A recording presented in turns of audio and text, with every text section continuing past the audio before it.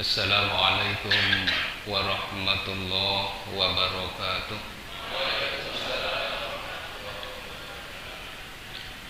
Alhamdulillahi rabbil alamin, wa bihi nasta'inu ala umurid dunya waddin, wa ala alihi wa ashabihi rasulillahi ajma'in.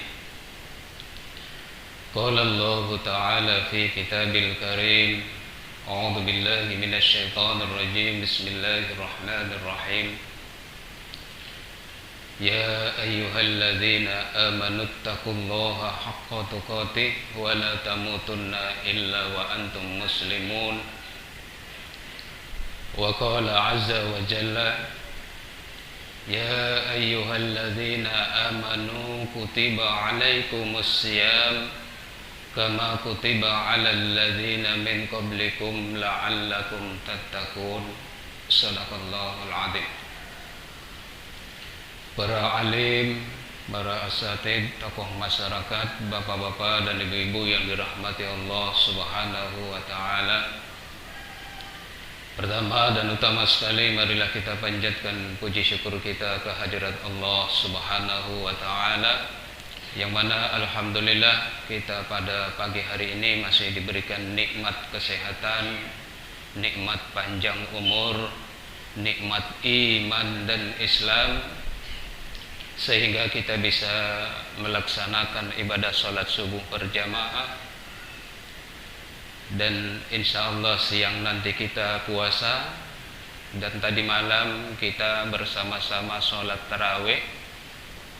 Semoga seluruh rangkaian amal ibadah kita diterima Allah Subhanahu wa ta'ala. Salawat beriring salam kita sanjungkan kepada junjungan kita Nabi Muhammad sallallahu alaihi wasallam, yang telah menuntun kita, yang telah membawa kita menuju jalan kebenaran dan yang diridhoi oleh Allah Subhanahu wa ta'ala. Bapak dan Ibu yang dirahmati Allah Subhanahu wa ta'ala, sebelumnya ngapunten saya duduk di atas sendirian. Dan juga kami mohon maaf pakai bahasa Indonesia nggih. Perlu kenalan boten? Perlu. Bapak dan Ibu yang dirahmati Allah Subhanahu wa taala, nama saya sudah disebut tadi, yaitu Anwaruddin ya. Asli saya Indramayu, Jawa Barat. Dan alhamdulillah saya di Jogja baru 5 tahun. Dan keseharian saya yaitu mengabdi di BWA, yaitu Badan Wakaf Al-Quran Yogyakarta, yang kantornya di Jetis Harjo, Tugu ke utara. Sebelum Hotel Tentrem ada Gang Jetis Harjo masuk ke dalam, maka kantor kami bergandengan dengan Masjid Nurul Iman. Bapak dan Ibu yang dirahmati Allah Subhanahu wa ta'ala, para ulama salafus soleh 6 bulan sebelum datangnya bulan puasa, mereka sudah mempersiapkan diri untuk menyambut datangnya bulan Ramadan. Apa yang mereka persiapkan? Di antaranya yaitu ilmu. Ilmu tentang apa? Tentang puasa, supaya puasanya menjadi sempurna. Jangan sampai puasanya apa yang dikatakan oleh Rasulullah, banyak di antara manusia yang puasa hanya mendapatkan lapar dan haus saja. Puasanya tidak batal, namun tidak ada pahalanya. Dan yang kedua, mempersiapkan fisiknya supaya kuat untuk menjalankan ibadah puasa. Dan yang ketiga, hartanya. Para ulama soleh dulu kalau mau menjelang bulan puasa, mempersiapkan hartanya untuk bersedekah, untuk berbagi sesama muslim yang kekurangan. Hartanya Dan yang ketiga, yang keempat, imannya. Jangan sampai pas bulan Ramadan imannya menjadi turun. Ya, dipersiapkan semua. Itu 6 bulan yang lalu. Dan kita 3 bulan yang lalu sudah memohon doa kepada Allah supaya kita dipertemukan dengan bulan Ramadan. Nggih napa nggih? Pripun doanya? Allahumma barik lana fi Rajaba wa Sa'bana wa ballighna Ramadan. Itu doa kita ketika 3 bulan yang lalu. Dan alhamdulillah kita pada hari ini sudah memasuki bulan Ramadan dan hampir separuh ya. Terus ketika kita memohon kepada Allah, meminta kepada Allah supaya dipertemukan dengan bulan Ramadan, apa yang kita capai, apa yang kita targetkan, apa yang kita inginkan ketika kita sudah memasuki bulan Ramadan? Halo?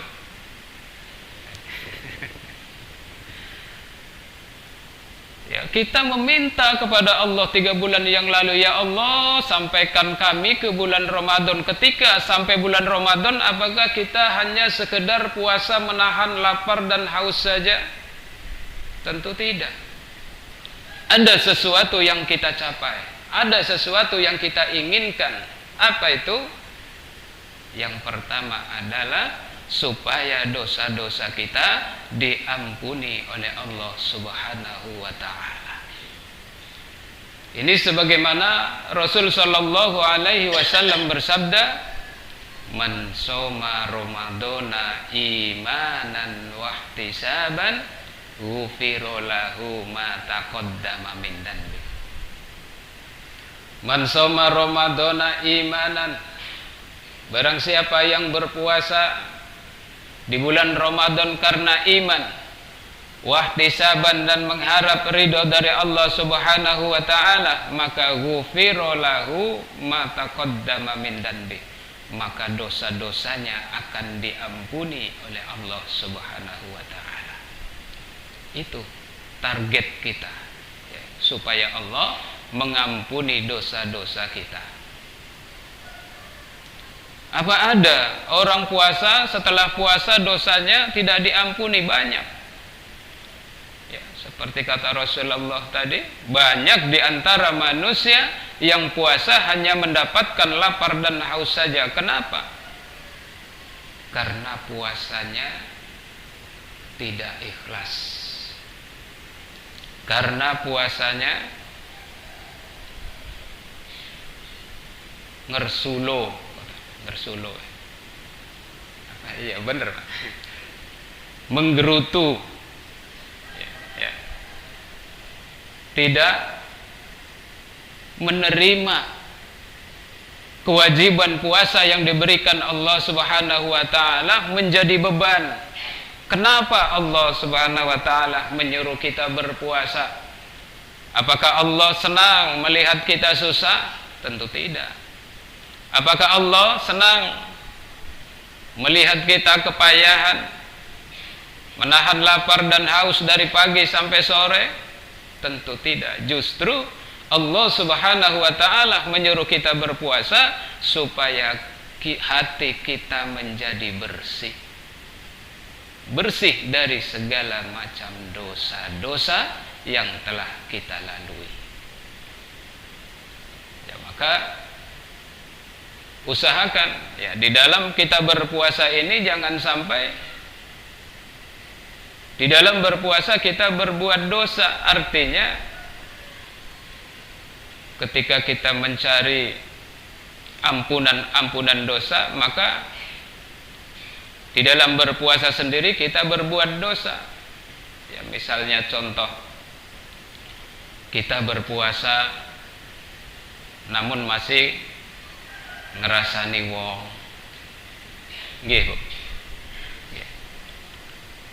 Kita berpuasa namun tidak bisa menjaga mulutnya tidak bisa menjaga matanya. Ya, sekarang kita setan gepeng itu sudah di kantong-kantong kita. Di dalamnya ada apa saja yang kita inginkan isinya. Itu maka ketika kita berpuasa dijaga. Jangan sampai melihat gambar-gambar yang tidak diinginkan, yang tidak diridhoi oleh Allah Subhanahu wa taala. Ya, secara fikih puasanya tidak batal, namun tidak ada faedahnya. Itu yang pertama. Mengharapkan supaya dosa-dosa kita diampuni oleh Allah Subhanahu wa taala. Dan yang kedua di bulan Ramadan itu ada namanya sholat malam, sholat tarawih, yang hanya ada di malam bulan Ramadan.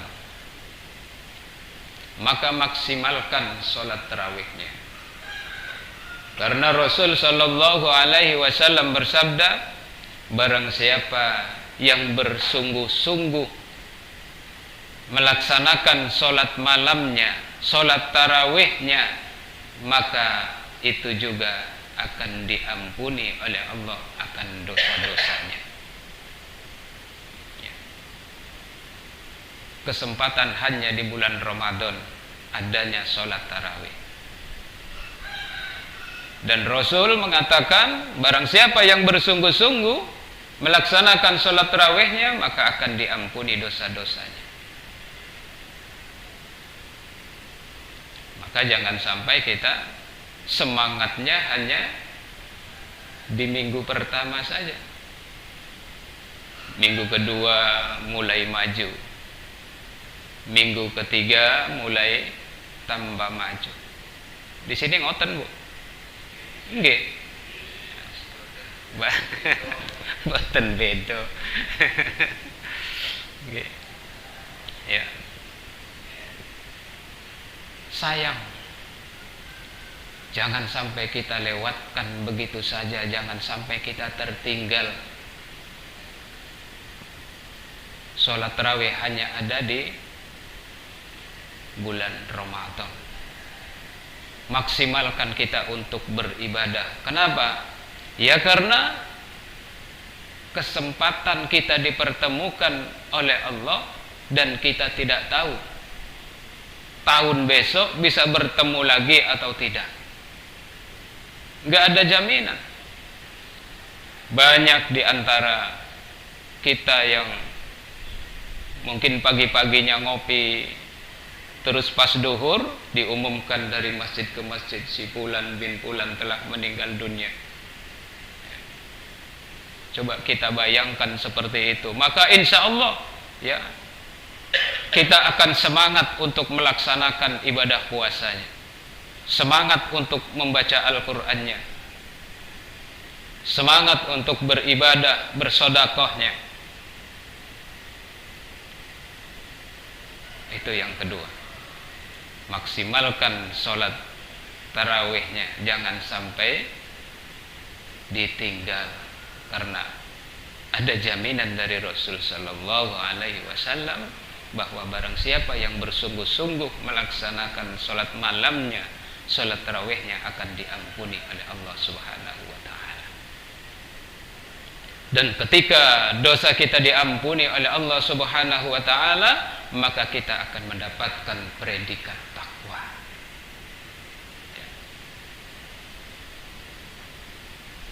Takwa ini adalah modal. Apa sih takwa itu? Setiap khotib Jumat pasti ada kata-kata di awalnya itu, mari kita bersama-sama meningkatkan takwa kita kepada Allah Subhanahu wa taala. Sampai pejabat pun kalau dilantik itu pakai kata-kata takwa. Takwanya kemana, tugasnya kemana. Takwa itu kita artikan secara sederhana saja, menjalankan perintah-perintah Allah dan menjauhi segala larangan-larangannya. itu merupakan suatu modal bagi kehidupan manusia, baik itu kehidupan di dunia ataupun di akhirat. Manakala kita menemui berbagai macam persoalan kehidupan, apakah itu masalah ekonomi, apakah itu masalah rumah tangga, apakah itu masalah keturunan, maka yang perlu kita koreksi adalah ketakwaan kita kepada Allah Subhanahu wa taala. Bagaimana hubungan kita kepada Allah Subhanahu wa taala? Maka kita kalau mengalami seperti itu, maka kita memperbanyak sholat. Ya, maksud memperbanyak sholat di sini adalah sholat sunnahnya.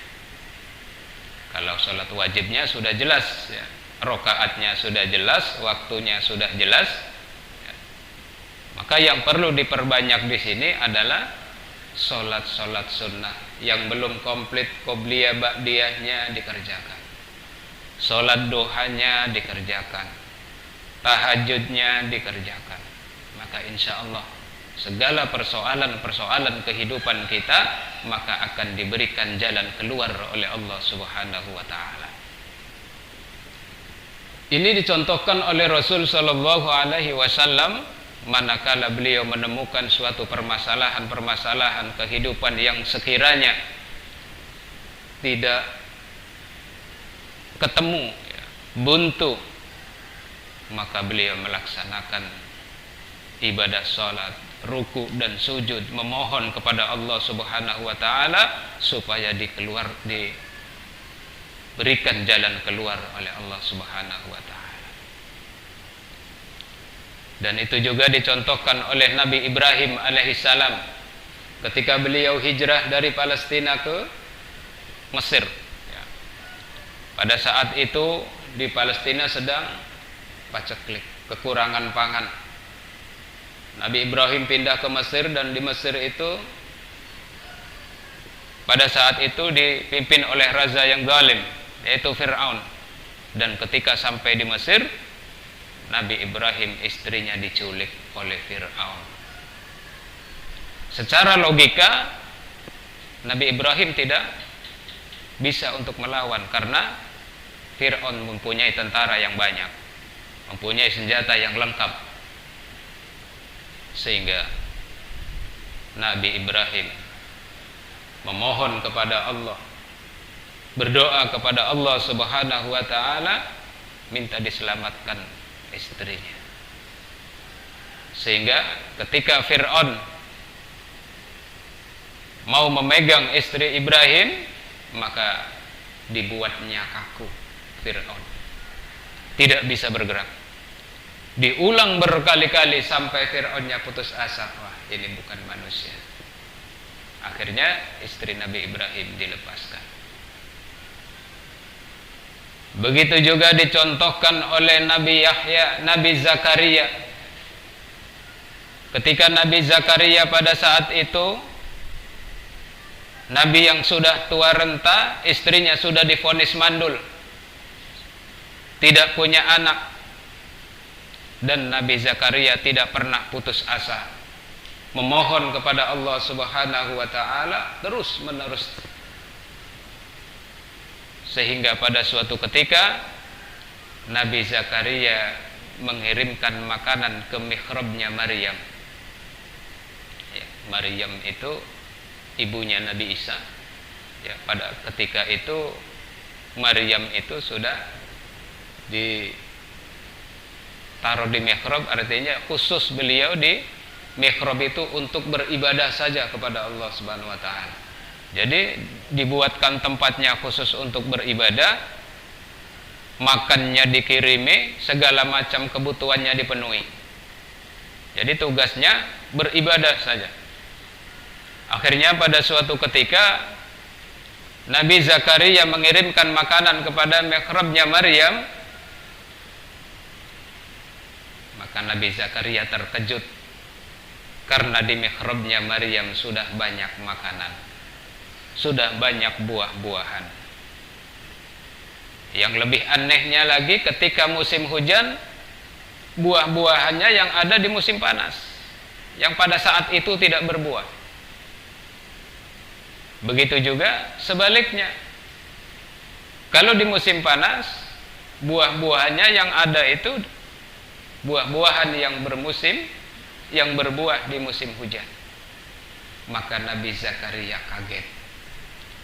Ya Maryam, anna laki hada. Ini buah-buahan dari mana ya Maryam? Lalu dijawab oleh Maryam, huwa min indillah. Ini buah-buahan datangnya dari Allah Subhanahu wa ta'ala. Ini buah daripada takwa. Dan ketika melihat kejadian seperti itu, maka Nabi Zakaria pun membuat mihrabnya sendiri. Membuat kayak Maryam. Dibuat mihrabnya, dia beribadah di dalamnya sendirian. Terus tanpa mengenal putus asa, sehingga Allah Subhanahu wa ta'ala menurunkan malaikat Jibril untuk memberitahu bahwa Zakaria akan diberikan keturunan seorang anak yang langsung Allah berikan namanya, yaitu Zakaria. Zakaria Yahya. Ya. Itu adalah buah daripada takwa. Maka ketika kita bertakwa kepada Allah Subhanahu wa ta'ala, maka akan dikeluarkan dari kesulitan-kesulitan kehidupan. Apakah itu kehidupan dunia ataupun kehidupan akhirat.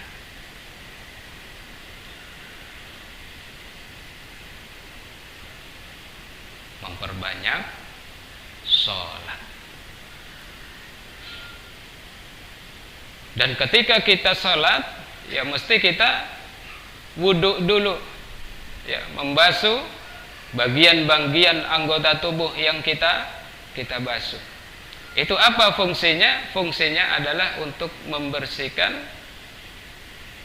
anggota badan kita dan membersihkan, mensucikan hadas kecil dan hadas besar. Maka ketika jiwa kita bersih, badan kita menjadi bersih, maka terpancarlah aura-aura kebaikan. Rasul sallallahu alaihi wasallam mengibaratkan, maka ketika kita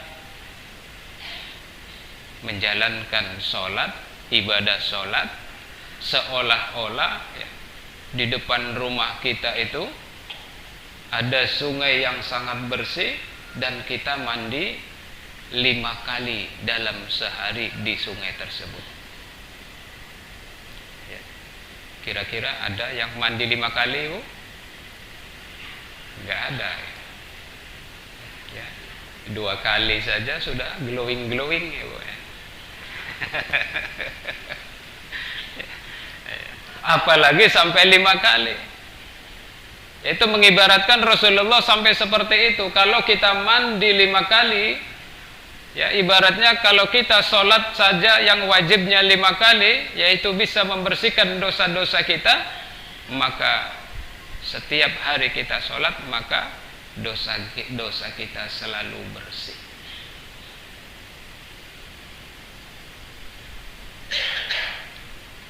Bapak dan Ibu yang dirahmati Allah Subhanahu wa ta'ala, itu yang kedua.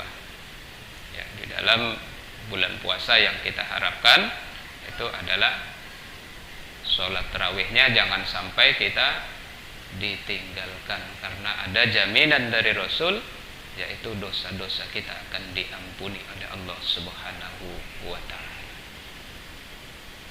Dan yang ketiga yang kita harapkan di bulan puasa ini adalah di malam Ramadan ada yang namanya malam Lailatul Qadar, yaitu satu malam yang lebih baik daripada 1000 bulan. Khairum min alfi syahrin tanazzalul malaikatu warruhu fiha biidzni rabbihim min kulli amr. Salamun hiya hatta matla'il fajr. Ketika kita memasuki bulan Ramadan, yang ketiga adalah kita mengharapkan kita akan bertemu dengan malam Lailatul Qadar, yaitu malam yang lebih baik daripada 1000 bulan. Dan ini juga mesti kita buru, kita cari. Jangan sampai terlewatkan begitu saja. Ya, para ulama-ulama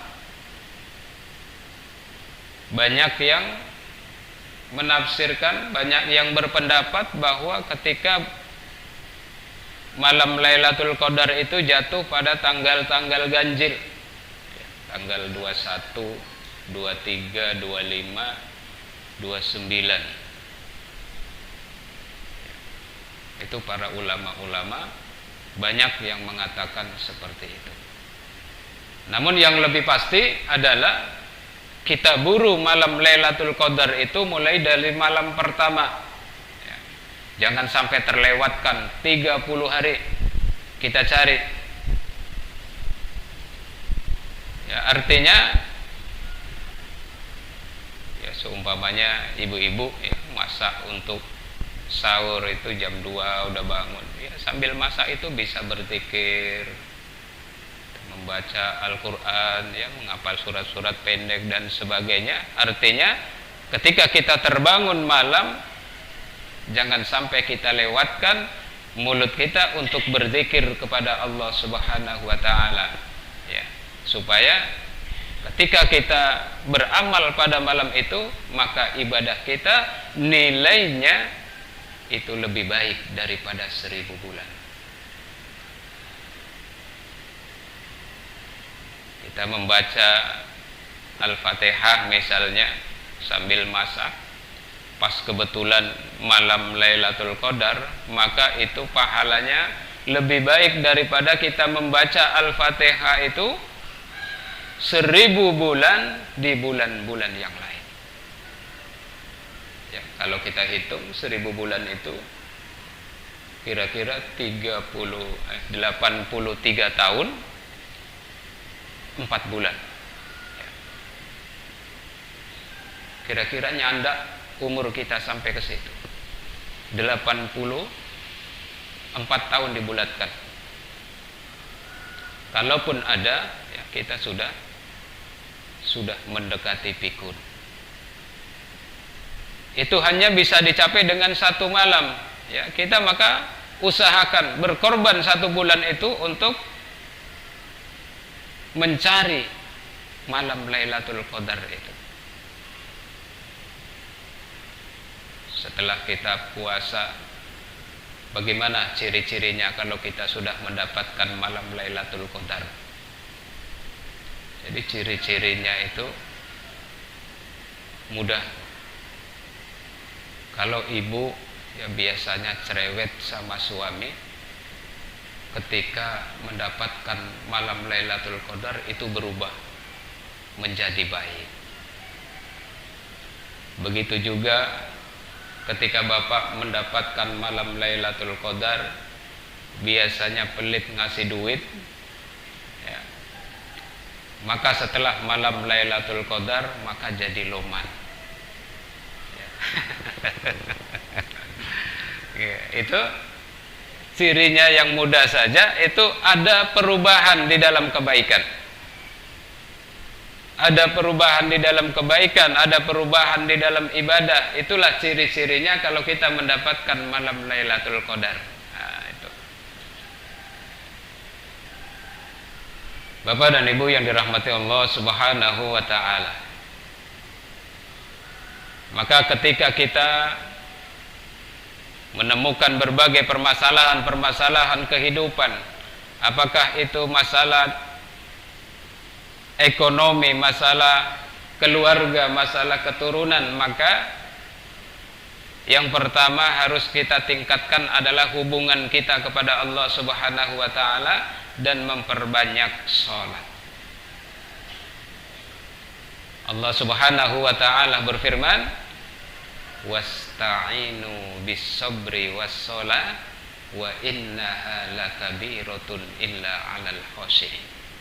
Wasta'inu, minta tolonglah kepada Rabbmu, kepada Tuhanmu, bisabri dengan sabar, wassolati dan sholat, sabar dan sholat, wa innaha sesungguhnya sabar dan sholat itu lakabiratun sangat sulit, illa alal khosiin kecuali orang-orang yang khusyuk. Dan yang kedua ketika kita menemukan berbagai macam persoalan kehidupan dunia ataupun akhirat, ya, maka kita disunnahkan atau disuruh untuk memperbanyak baca sholawat. Innallaha wa malaikatahu yusalluna 'alan nabi ya ayyuhalladzina amanu sallu 'alaihi wa sallimu taslima. Allah bersolawat kepada nabi kita dan para malaikatnya. Apalagi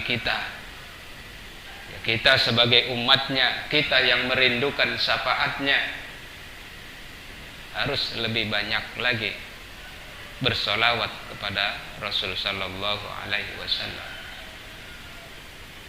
Ketika Ubay bin Ka'ab, sahabat Rasul sallallahu alaihi wasallam, bertanya kepada Rasul, "Ya Rasulullah, aku setiap berdoa selalu membaca solawat sepertiga kepadamu ya Rasul.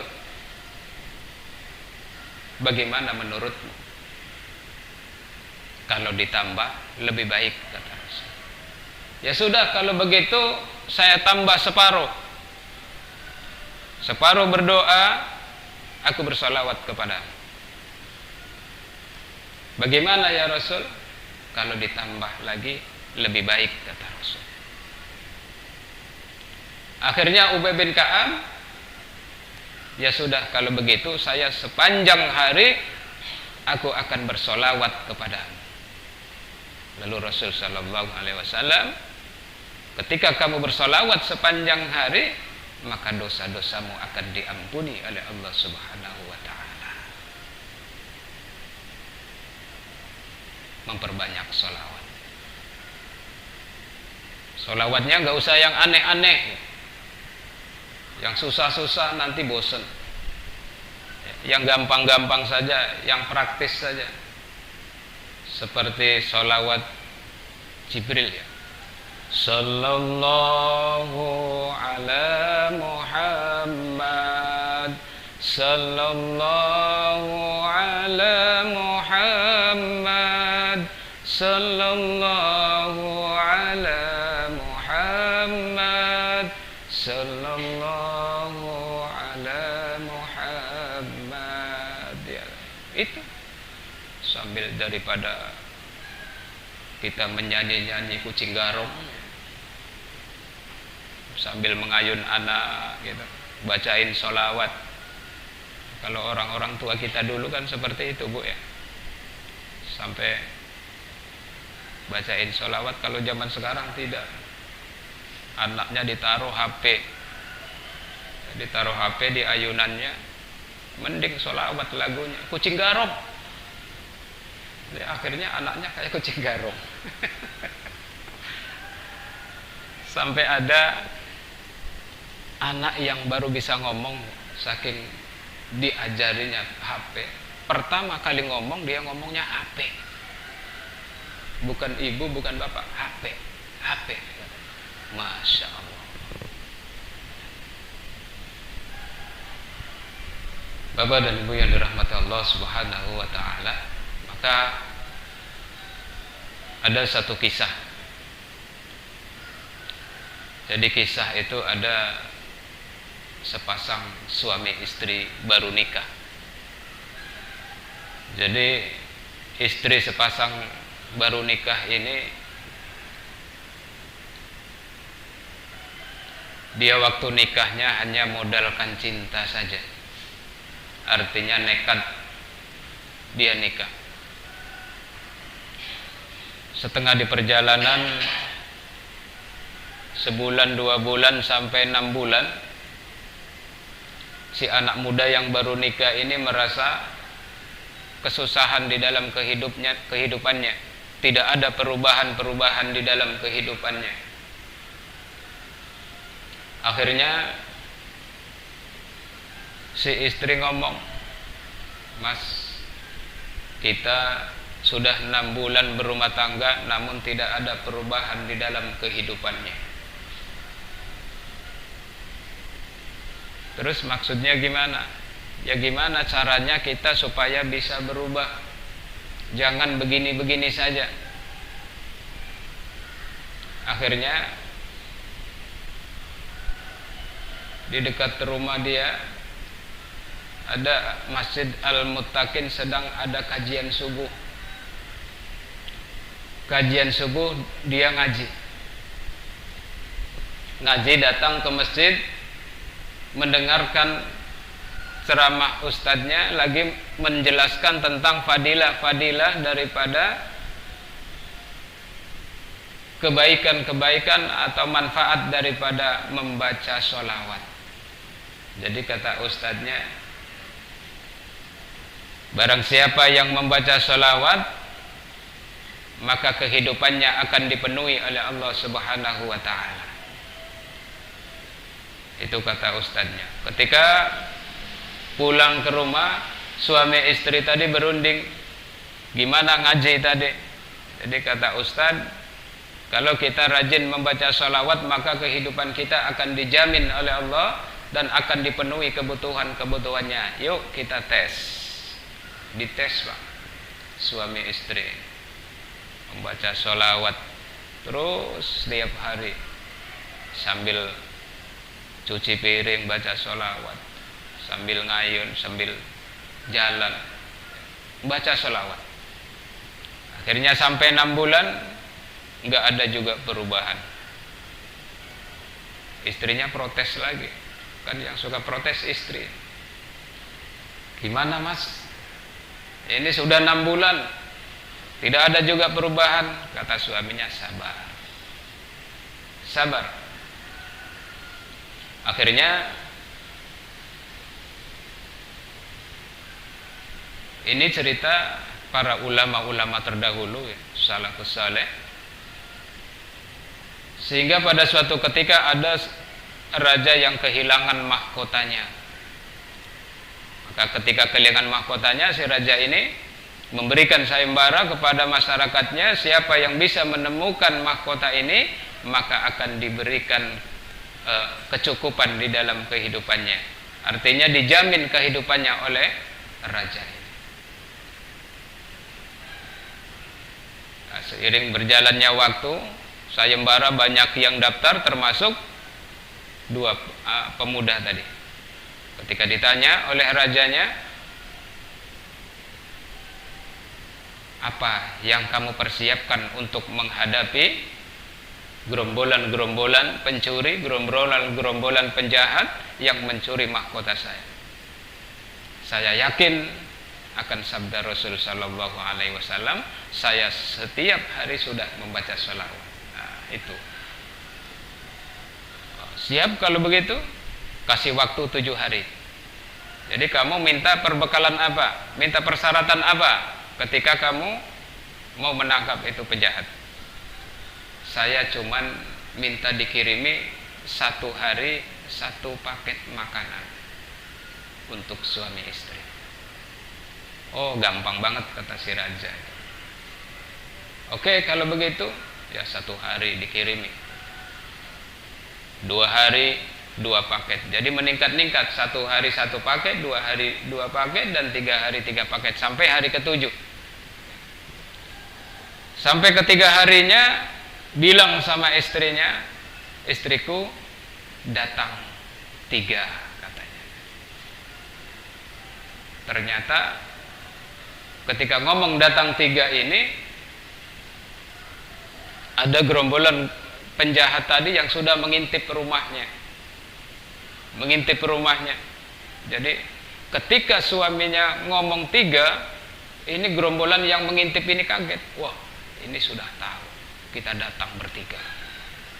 Akhirnya dia pulang, laporan kepada ketuanya, ketua perampoknya, Pak Ketua, ini anak muda hebat. Hebat kenapa? Kita datang bertiga, sudah diketahui oleh pemuda ini, padahal dia tidak tahu. Wah, itu kebetulan saja, kata raja. Terus hari keempat, hari kelima datang lagi 5 orang.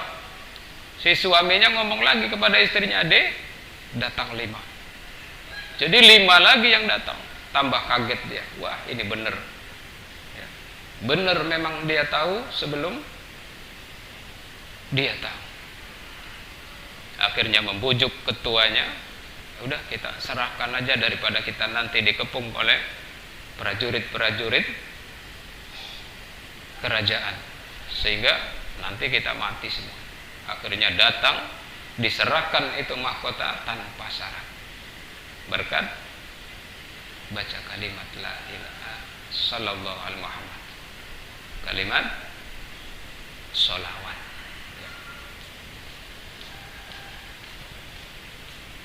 Bapak dan Ibu yang dirahmati Allah Subhanahu wa taala, tinggal 10 menit lagi. Dalam waktu 10 menit ini, izinkan kami untuk menyampaikan amanah.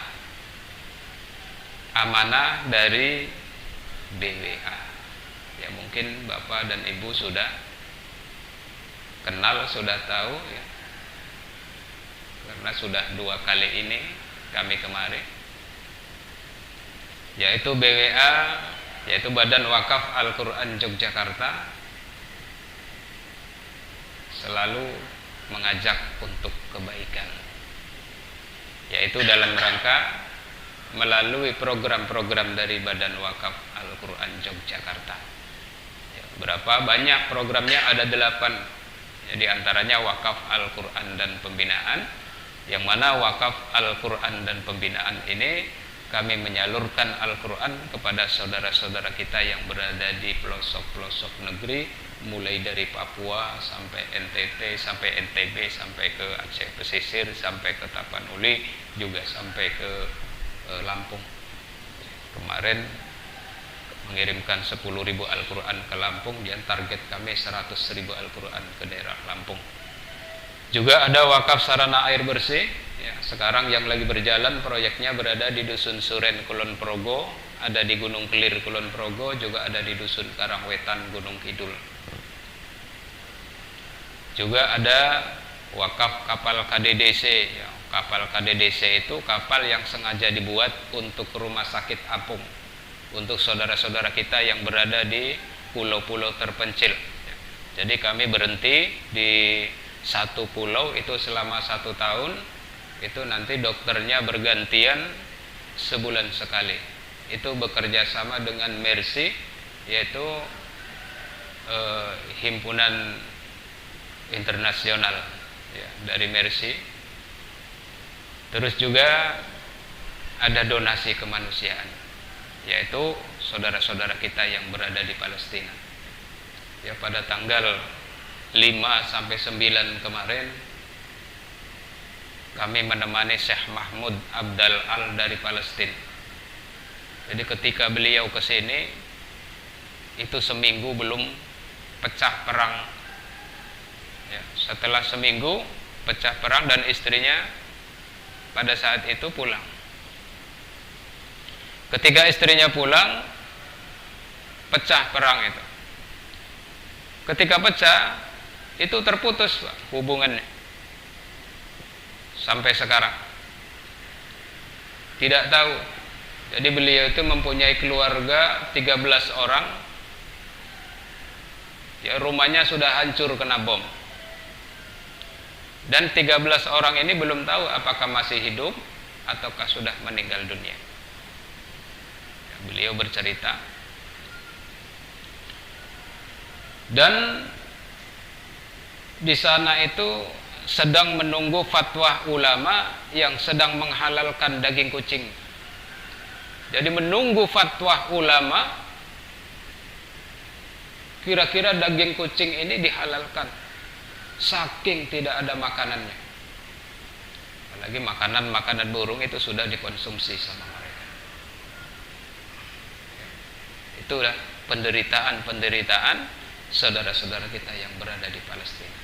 Bisa kita tengok di berita-berita di YouTube ya, itu bagaimana penderitaan saudara-saudara kita yang berada di sana. Dan alhamdulillah ya, kami dari tim Badan Wakaf Al-Quran kemarin mengirimkan 20 ton air mineral, juga baju-baju, selimut-selimut anak-anak yang pada sekarang itu musim dingin ya di sana, juga makanan-makanan cepat saji. Itu kami mengirimkan bekerja sama dengan Uzbekistan, dengan Afghanistan.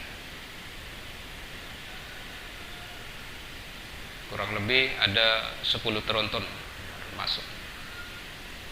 Bapak dan Ibu yang dirahmati Allah Subhanahu wa taala, maka kami hadir di tengah-tengah Bapak dan Ibu sekalian, yaitu yang pertama mengajak kepada kita semua untuk bersama-sama berpartisipasi, mengajak kepada kita semua untuk bersama-sama sekaligus untuk mempersiapkan diri untuk bekal kehidupan akhirat dengan amalan-amalan yang cerdas. Apa itu amalan yang cerdas? Yaitu amalan yang manakala kita beramal satu kali namun pahalanya berkali-kali. Beramal satu kali, pahalanya terus mengalir sampai kita meninggal dunia, bahkan sampai hari kiamat. Apa itu? Yaitu melalui wakaf. Seumpamanya panjenengan berwakaf satu Al-Quran, Al-Qurannya dibaca, Al-Qurannya dihafal, Al-Qurannya dipelajari, maka insya Allah pahalanya sama dengan orang yang menghafalnya, sama dengan orang yang membacanya, sama dengan orang yang mempelajarinya. Waduh, aku sudah tua, tidak bisa membaca Al-Quran, mataku sudah rabun, susah untuk membaca Al-Quran, atau aku sibuk.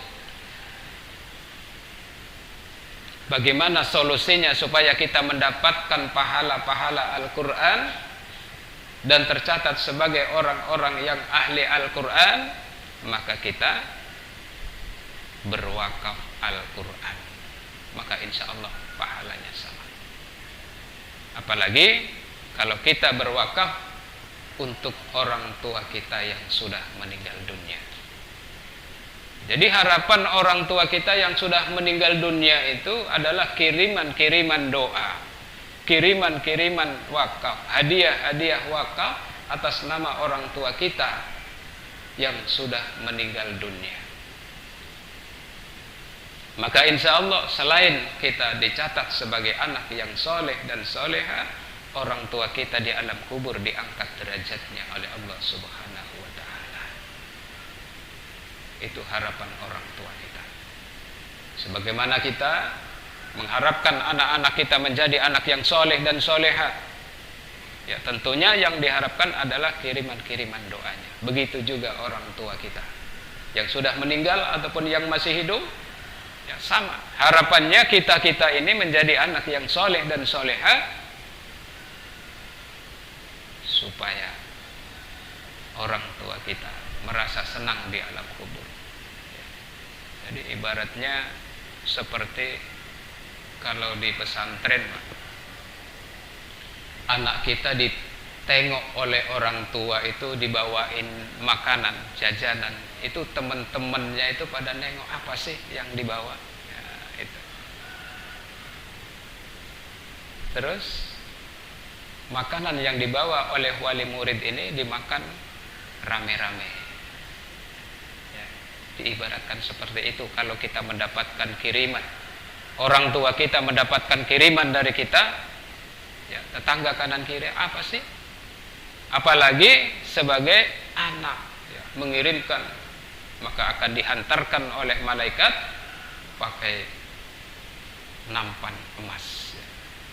Artinya bisa itu merupakan suatu ampunan dan rahmat dari Allah Subhanahu wa ta'ala. Bapak dan Ibu yang dirahmati Allah Subhanahu wa ta'ala, jadi monggo bagi Bapak dan Ibu yang ingin berwakaf Al-Quran atau berdonasi untuk saudara-saudara kita, ya, di Palestina, seberapapun yang panjenengan berikan itu sangat bermanfaat bagi mereka. Sebelum kita menyesal.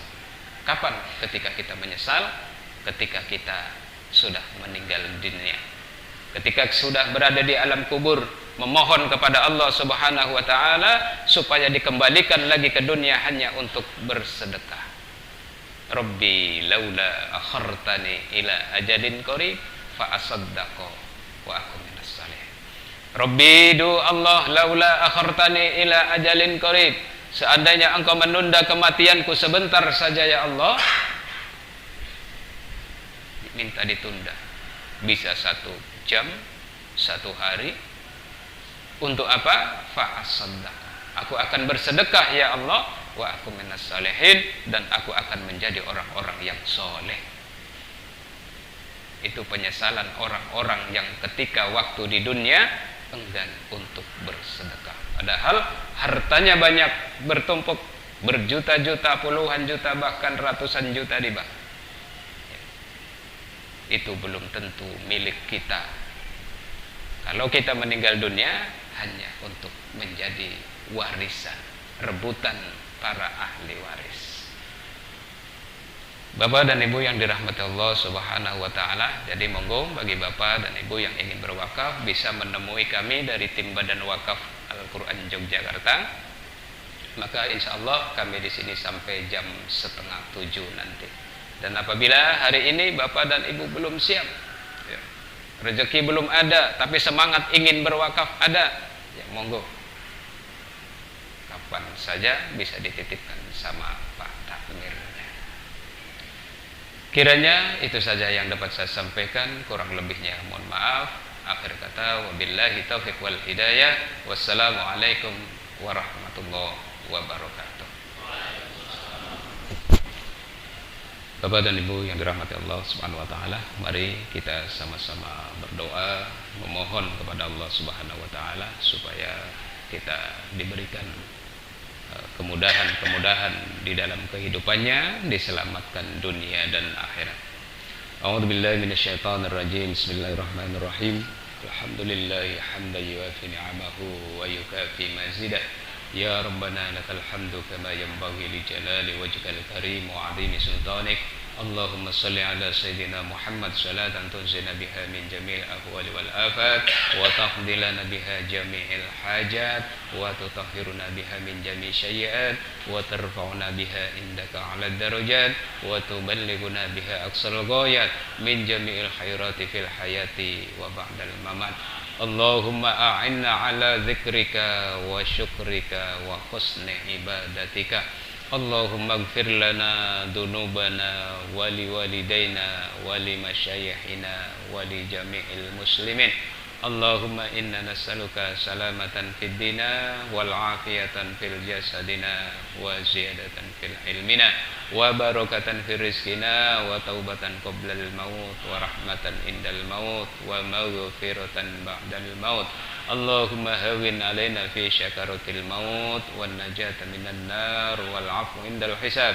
Rabbana atina fid dunya hasanah wa fil akhirati hasanah wa qina adzabannar walhamdulillahi rabbil alamin.